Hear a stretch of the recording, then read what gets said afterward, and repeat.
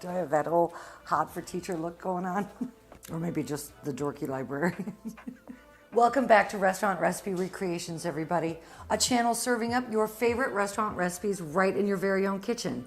And of course, you know that in this episode, I'm going to be teaching you how to recreate the Cheesecake Factory's spicy chicken chipotle pasta. What this recipe is from the Cheesecake Factory is penne pasta that's tossed with bell peppers, fresh asparagus, and peas, and glazed and spiced chicken, and then it's all finished together in a chipotle pepper and Parmesan cream sauce, and it is chef's kiss. So let's go ahead and get started.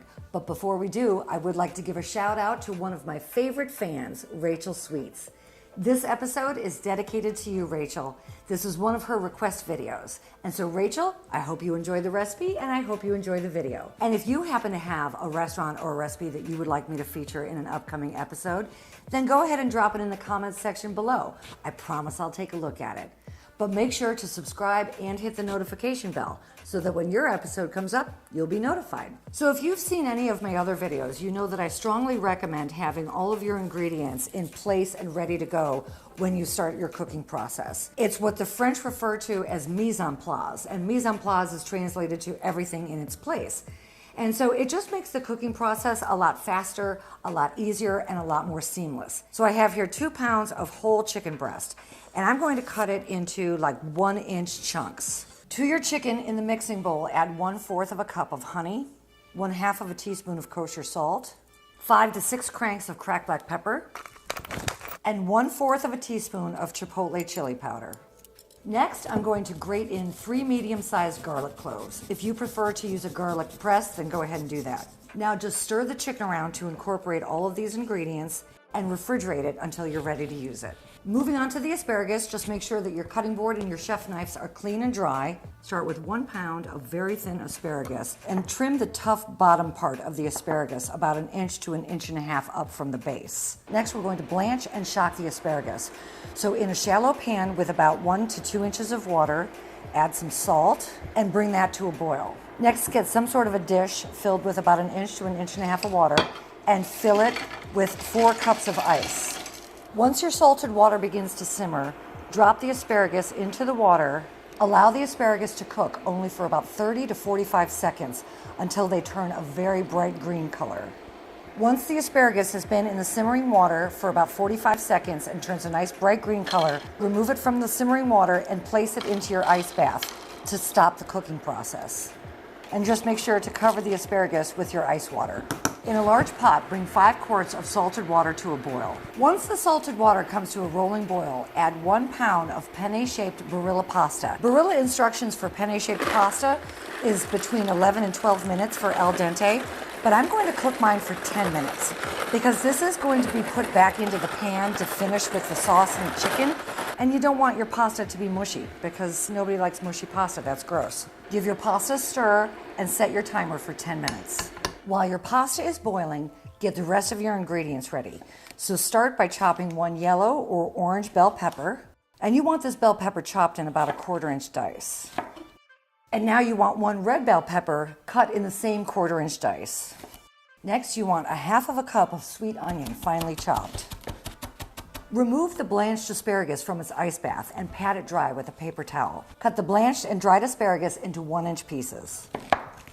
Place the asparagus into a side dish separate from the peppers and onions because they'll be going into the recipe at different times. Now add to the asparagus 1 cup of frozen peas that have been fully thawed. From a 7-ounce can of chipotle peppers in adobo sauce, dig out 3 large adobo peppers. Chop the adobo peppers very finely, seeds and all.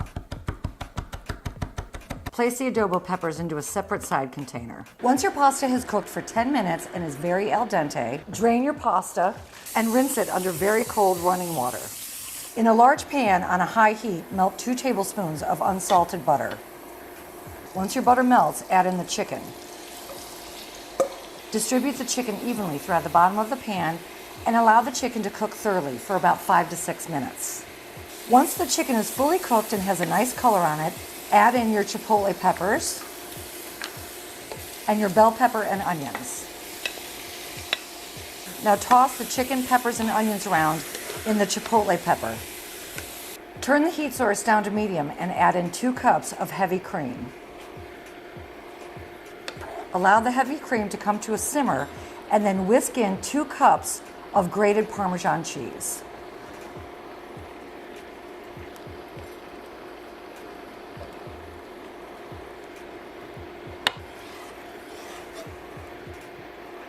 Once the Parmesan cheese has completely melted, add in your asparagus and 1 cup of frozen peas.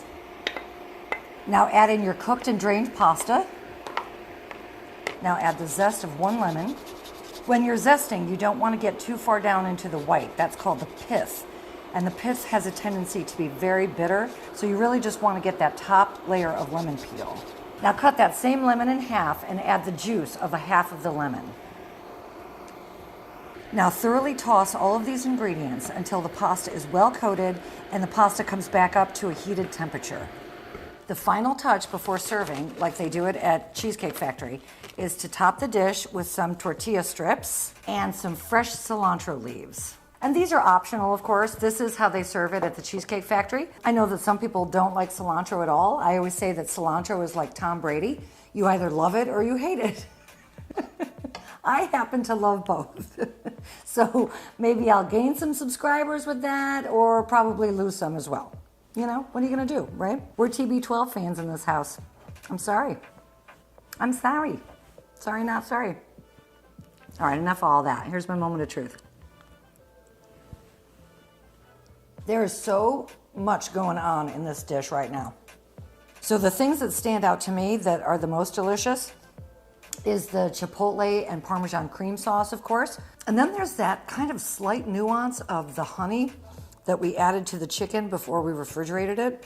It's not overpowering at all, and by no means is this like a sweet dish, but the honey just really complements the chipotle peppers. Definitely don't forget to add your lemon zest and your lemon juice because that really brightens up the entire dish. It makes it not so heavy. I mean, it is kind of a heavy dish, obviously, but it makes it taste a lot brighter and lighter. Make sure to keep your asparagus really crisp. That does make a big difference. All right, my friends, I hope you enjoyed this video. And Rachel, thank you so much for being such a great supporter of my channel and for this incredible recommendation. And if you enjoyed this video and this recipe, don't forget to subscribe and feel free to give me a thumbs up as well. All of those things very much support my channel, and I appreciate you very much for doing it. So until I see you all again, everybody, make it an awesome, awesome day. Cheers. I love y'all. And for more great pasta recipes, check out right here.